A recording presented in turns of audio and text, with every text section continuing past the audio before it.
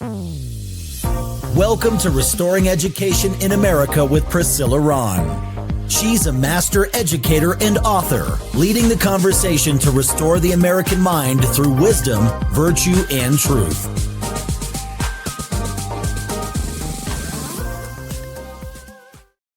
Well, hello, everybody. Welcome to Restoring Education in America.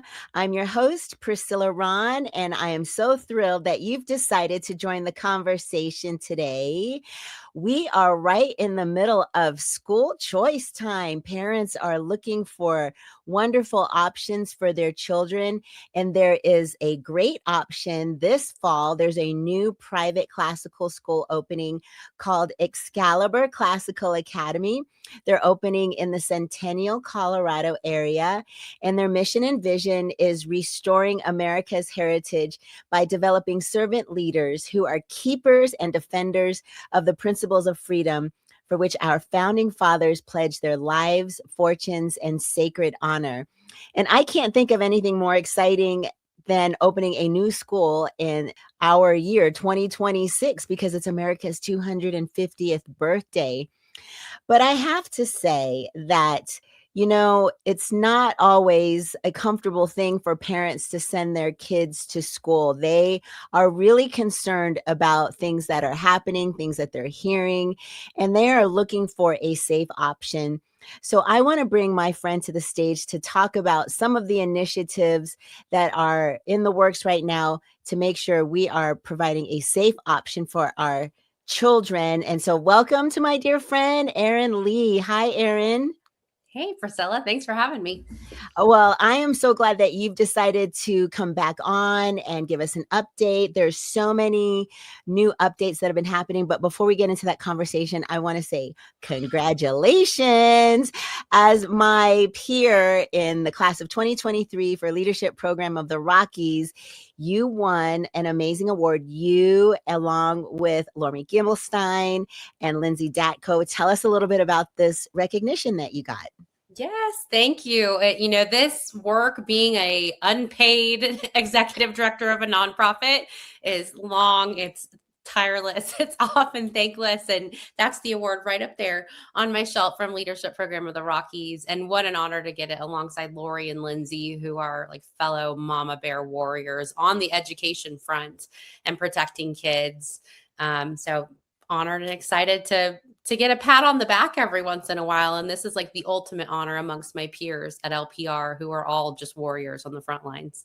Well, I just remember in 2022 and 2023, how you guys were starting up your organizations and really, getting your feet under you with these initiatives around the things that you were passionate about, and to see how far you've come. You guys never quit. You just kept going because you believed in what you were doing and protecting kids and protecting parents, and which is what the name of your organization is. You are the executive director of Protect Kids Colorado. A lot of us in Colorado know the hard work you've been doing with the ballot initiative. So the three initiatives were Initiative 108, Children Are Not for Sale Act, Initiative 109, Protect Women and Girls Sports Act, and then Initiative 110, Protect Children from Irreversible Sex Change Surgery Act. So the last time you were on, you were in the middle of collecting signatures. Okay, give us the update on where we are now. Yes. And just to backtrack real quick, last time we ran initiatives when Lori Gimelstein and I had no idea what we were doing. We were just a couple of moms who were trying to circumvent the radical Colorado legislature and get some stuff done. We also ran Parents' Right to be Notified if their child has been transitioned. And we chose not to run that this time because there's so many lawsuits that are working their way through the courts on this. My suit, Lee versus Pooter, was the first to reach the Supreme Court. Unfortunately, we were not granted cert petition. I think because the 10th Circuit just got it really wrong on how they threw out our case, because all the courts are evading this. But the Mirabelli versus Olson decision came down that California can no longer have this law that requires teachers to secretly transition kids. They have to tell parents what's happening. So much happening on that front that we didn't have to tackle it this time. I think that's going to be decided in the courts. But these 3 initiatives, we just finished our 6-month timeline to gather. It's 125,000 valid signatures. And so we needed to really overcompensate. We were shooting for 180. We landed at 170,000 signatures per issue, which is over 130% of what we need. So we're in a really good place now. We're just waiting for the Secretary of State to validate those. They've got another 2 or 3 weeks before they have to return a sufficiency letter to us. So we're just crossing our fingers and praying that we're going to have the signatures we need to put these issues on the ballot and let the people of Colorado have a say, because we ran them as 3 laws this year as House bills through the Colorado legislature. 2 of them have already been killed. One is going to be heard on Monday, March 9th, Protect Girls Sports Act. And unilaterally, it was Democrats that voted no on every single one of them, voted no on these issues. And it just strengthened the argument for why we, the people, are going to have to decide these things for ourselves. So we hope the people will have a chance to vote on these in November. Yeah, this is something that we learned through leadership program of the Rockies. There's 2 ways to get laws passed. One is through the state legislature and one is through citizens initiatives. And for those of us who are freedom-loving, conservative-minded individuals, we know it's really difficult in Colorado to get really good, sensible, common sense laws passed. And to think that we have Democrat legislators who are voting down these bills that would protect children is really unthinkable. Let's talk about, I want to go back to talk about how citizens can get an initiative on the ballot, because it's not just, you show up with a ballot and, hopefully you get enough signatures. This is quite a process. I want to go over it a little bit for the listeners. First, you have to draft a proposal. And so a citizen or a group of people write a proposed law or constitutional amendment, in this case, a proposed law, and it must be a single subject issue. So first, tell me who was in the room trying to draft the language for these 3 initiatives. So we actually, for all 3 of them, we recycled laws that had already been run by Colorado legislators. So, with the Children Are Not for Sale Act, this was an initiative, exact same wording that was passed by ballot measure in Arizona last year. Overwhelmingly, every single county voted. 75% of each county, even the very liberal ones, voted to pass that. So it was a very popular law that it was already protecting a lot of kids. So we just recycled that. And then the Protect Girls Sports Act was actually run by Representative Brandy Bradley starting back in 2022. She ran it 3 years in a row. It kept getting killed. And that's when we said, okay, we'll do it ourselves. If our legislators are not going to protect Title IX, to defend the safety and dignity of girls and their athletics and their sacred spaces, then we'll just do it ourselves. And then same thing with the Mutilation Act. That's an emulation of the Tennessee and Missouri law that actually went all the way to the Supreme Court. And the Scarametti case was one, determining that, yes, this is constitutional law. It can be passed in the individual states. So we kind of took what had already been written to make sure we had rock solid language. But we also have Scott Gessler as our attorney on these initiatives. And he's the former Secretary of State who used to run this title board initiative process. So he's very well versed on how things need to fit into existing statute, the best language to get through the process. It was a grueling process. I won't pretend that was fun. We last year filed 20 initiatives, and our very adversarial title board, which is the Secretary of State and the AG, actually went so far as to say the word parent cannot be a single subject, that it's so broad, Colorado voters would not understand what the word parent means. And that was one of the reasons that we got rejected. So we're very blessed to have had Gessler this time around, and there's not a lot of hiccups in the process. But it is a long, arduous process to get the language through before you even get to the signature phase, which was even more of a lift. Well, let's go. Okay, so the next step after you have your language, and that's smart because you've recycled, you didn't have to reinvent the wheel. Step 2 is setting the title and the review and going through the title board. And what a lot of people don't understand is if you're in the state legislature, you don't have to go through the title board scrutiny. But if you're a citizen, they make you jump through all of these hoops. So what was that process like for setting the actual title? This is a great question. A lot of people don't understand that the title is set by what the title board, which is a rep from the AG, the Secretary of State, and then Legislative Legal Services, who are the attorneys who write laws for the legislators. Legislators have an idea and they create it. They bring it to life for them. But the title, so what you'll see on the top of the initiative and then also in the blue book and on the ballot is not the language that we wrote. It's language that this title board, it translates what our initiative actually means into their own language. And I'll be honest, we're not real pleased with it. This is pretty consistent in these blue states that are adversarial to child protection issues, is they will manipulate language and try to confuse voters about what these initiatives really mean. So I'm glad you asked that. I want people to encourage people to actually read the initiatives themselves in your blue book, read the language as we wrote it, because how they translated it into a title is not exactly representative of what we're doing. And our laws are 1 or 2 pages.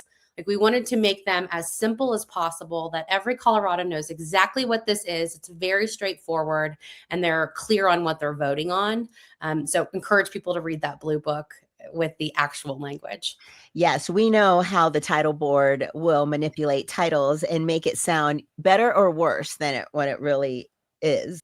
Okay, the next phase was the signature collection phase. And so there's an actual formula where you have to follow that and get the sufficient signatures. So in the state of Colorado, you must be a registered Colorado voter to sign a petition, and the required number equals 5% of the votes cast for the Secretary of State. Okay. All right. So for 2026, the initiative, that's about 124,000 valid signatures. But you can't just get it all from one location, right? You have to get it from all 35 state Senate districts. Talk a little bit more about the process. Yeah, so there's 2 kinds of measures. There's a constitutional measure that would actually amend the Colorado Constitution, and that requires you to get it a certain amount of signatures from every Senate district. We went the statutory route, which does mean that our legislators can come behind us and overturn what we've done. I dare them. I dare them to overturn the will of the people in Colorado and watch them lose their seats if they try it. But that made it a little bit easier. Our signatures can come from anywhere in the state. Okay. It's 124,238 valid.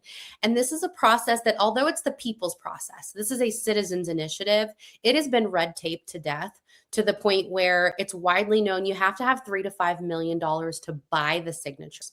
The timeline that you're given and the amount that you have to meet, it's impossible. I mean, it was perceived impossible to do it on a volunteer basis. It's never been done in Colorado. And we unfortunately didn't get the funding we were anticipating. And we had this, come to Jesus moment where we went, do we do this? Do we continue to try to do this volunteer without the money to buy these signatures? That's just what you do. Everyone naysayed on both sides of the aisle that said, this just can't be done.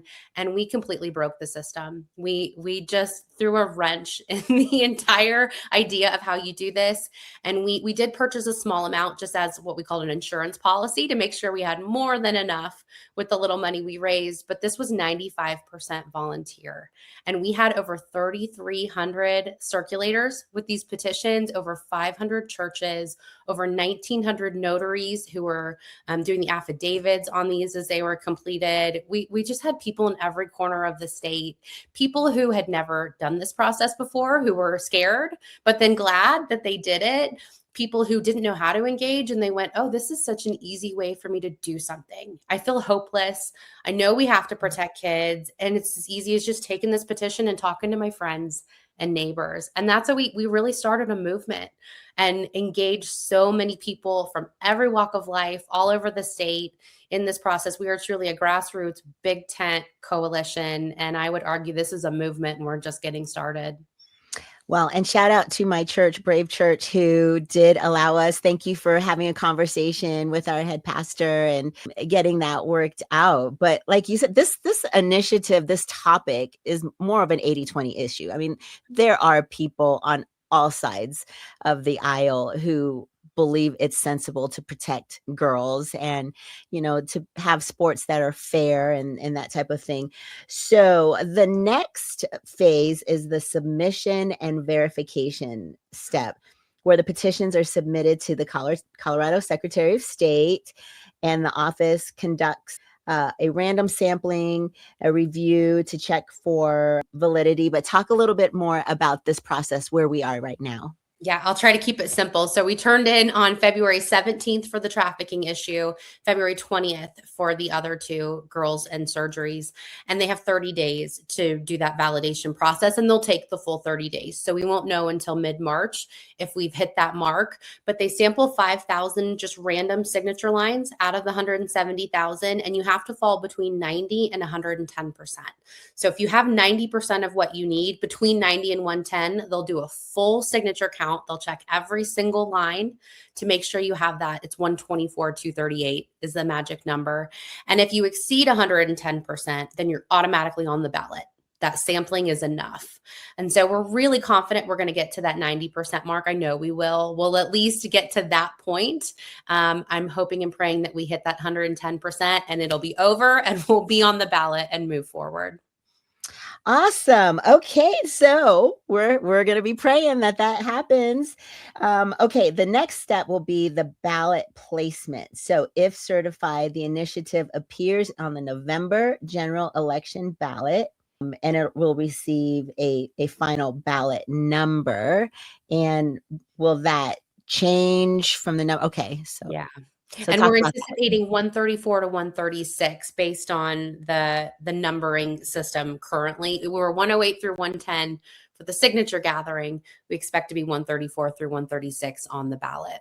And like you said, these are 80-20 issues. You know, it's frustrating that only Republicans engaged in the process because we are very much a nonpartisan effort. We welcomed everyone to support what we were doing. I don't think of it as right versus left. It's right versus wrong. Like these are, we should not be chopping off the healthy body parts of 16-year-old girls. That is a no-brainer. And we know that when they make the ballot, people are going to vote for these. We've done extensive polling and focus groups, and like these are very wildly popular issues that will pass. So the final step in this whole process, Erin, is the voter decision. And so it's a simple majority, 50% plus one is required. So that's not too bad. It's not bad. And even, like I said, the New York Times 2 years ago said that this was an 80-20 issue. So if 80% of Democrats are in favor of protecting girls' sports, I think we're in good shape. Now, Colorado is about as crazy as it gets. We have what I call a willful ignorance and apathy problem, where, you know, the vocal minority of people who are passing these insane, unconstitutional child harm laws, anti-parent, anti-family, anti-school choice laws, they don't represent the majority of people, but we have got to educate each other about these issues and encourage each other to actually show up and vote, because an absence of voters is what leads to these things not being successful. We've got to tell our neighbors, hey, even if you don't vote for a candidate, go vote to protect kids. Like circle that little bubble and turn it back in. It's that easy. We can take back our state if you'll just submit your ballot in November. If you're just tuning in, my guest today is Erin Lee. She's the executive director of Protect Kids Colorado and the warrior mama behind the 3 initiatives that we are going to get on the November ballot. But Erin, it hasn't been a smooth journey for you. You know, as you mentioned, there was some opposition, not only from the left, we can anticipate that, but some people, even on our side of the aisle, weren't completely supportive. Would you like to talk a little bit about that? Yeah, well, this has not been an easy 5-year journey for me. This is personal. You know, I talked about on the last episode that my daughter was secretly transitioned and sent down this path of irreversible medical harm. At 12, she was taught about puberty blockers and double mastectomies and encouraged to pursue them by teachers. So that's why I engaged. It's been bizarre how speaking out has brought so much heat, that people were really resistant to this, but I'm definitely seeing a cultural shift that more and more people are going, you're right, that is wrong. I'm not mad at you for talking about it anymore. We should be addressing this. But yeah, you know, I think we broke the system. We threw a wrench in how this is typically done. And there are organizations on both sides that have just accepted that you buy your signatures. That's just what you do. And so I understand why people were so skeptical of our ability to be successful on a volunteer basis. I think it's a threat. I think it's a threat to funding. I think it's a threat to the process. That's not our intent. Our intent is to give people a way to engage and to fix the problem, to actually protect kids and just solve the problem and be done with it. But it was shocking to me to have pushback from both sides. I didn't expect that. I thought, because I don't operate that way. I want all efforts like this to be successful. I think we can work in harmony with each other. And I hope that we've, kind of changed their mindset now that we have been successful. I understand why they were skeptical, but I hope that moving forward, we'll have full support from everyone on the conservative side and Democrats. Yeah, well, we need to have support all the way around. We need to have an abundance mentality where we're constantly supporting each other for common sense solutions to our community. It's one of the rights that we talk about, the right to petition our government. And, we're not living in a time right now where we need to be oppositional about these types of bills. We need to be all in supporting, and it has nothing to do with who gets the credit or who gets the benefit. You know what I mean? Like, to your point. So I think it's critical. God was with you with this. God was touching the hearts of so many people across Colorado to volunteer to get these signatures done. And I watched the videos of where you were rolling up into the Secretary of State's office, up the elevator with the rolly carts. And I was like, yay. And we have got to celebrate that. We've got to support you. Doesn't matter who gets the credit. We're all working together because it takes, a village to get something like this Herculean effort done. And you're right. I hope that it is a strong message to people out there who may have a different opinion about the process of getting this done. But this is exactly the way it should be done. We, the people, if our elected officials are not representing us, then we go back to we, the people, taking charge of how we are being governed. And I hope many, many more people are encouraged by what you did to say, you know what, we're going to bypass the state legislature.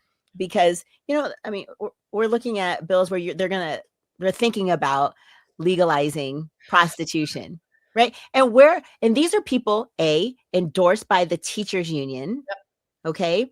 Where are you getting young people who want to do this as a career? Well, they're groomed at a very young age. And we know that young people who are either in the foster care system or a special education, they're easy target for an industry that will sexualize them.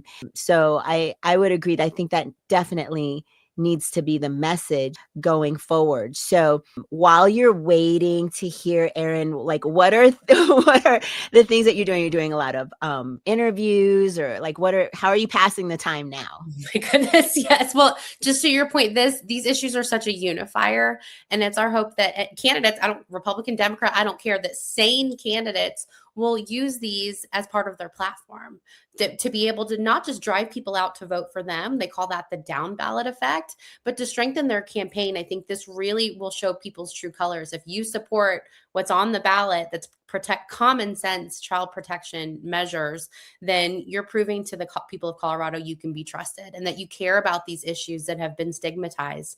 For a long time, I've been told the social issues don't matter. You're controversial.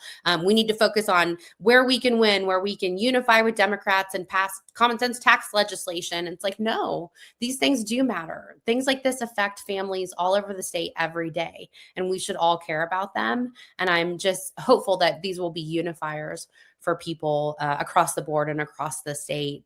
But I took a big long nap after we turned in all these petitions. I didn't sleep at all the night before. We were working up until turn in, and then my body just shut down. So I'm trying to recover from what was a massive 6-month undertaking. There's a reason it's never been done before. It was a lot of work. But what's really encouraging is that I'm already hearing from other blue states that have similar laws on the books, that have legislatures that won't pass common sense legislation, who are saying, show us what you did.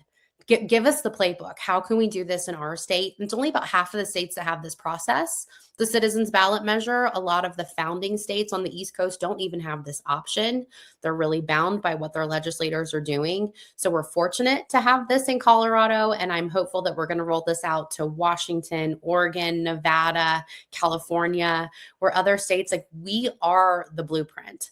I know there was a book called The Blueprint. I have it on my shelf about how the Democrats flipped the state. Well, I'm giving them the red print. Mm-hmm. This is how we take our states back, through we, the people, not relying on our elected officials to do it for us. So a lot of that, a lot of coaching other states, a lot of supporting parents. Our lawsuit went all the way to the Supreme Court on secret school transition. And I kind of became a beacon for all the parents who are going through this, whose kids have been harmed in public schools, who've been transitioned, who've been sexualized, who've been trafficked. And I do a lot of work supporting parents just with the resources that when you Google this, there's nothing out there to support parents. And that's actually why one of the reasons I started Protect Kids Colorado is to give parents a resource and a place where when they're desperate, they have a parent who's been through it, who can hold their hand and give them resources and help them walk that walk, and make educational decisions for their kids and navigate the legal system and expose in media what's going on in their schools. So a lot of that. And then we have the 1312 lawsuit. So speaking of bad laws, the worst law in the history of any state ever, House Bill 1312, that compels all of our speech and Protect Kids, is currently in litigation against the state of Colorado to overturn that law. And I have a feeling we'll be successful. I hope so, because Colorado's worth fighting for. Name your website so people can go and support you, because you need financial support to help the organization to run. Yes, it's protectkidscolorado.org. And we most certainly need funding right now in this court of public opinion battle. In our adventure up until the November ballot, we're going to need flyers, commercials, marketing, just to make sure people know they need to get out and vote on these. So we welcome all financial support and anyone who wants to join the team of volunteers and just be out there spreading the message. We're 3,300 strong and growing. So we encourage people to sign up to volunteer as well. It's protectkidscolorado.org. Well, we know the left is going to come out in full force with lies, with smears. They're going to have a lot of money. They hate what we're doing. And, it's as believers in Christ, we know that this is a spiritual warfare against our families and against our children.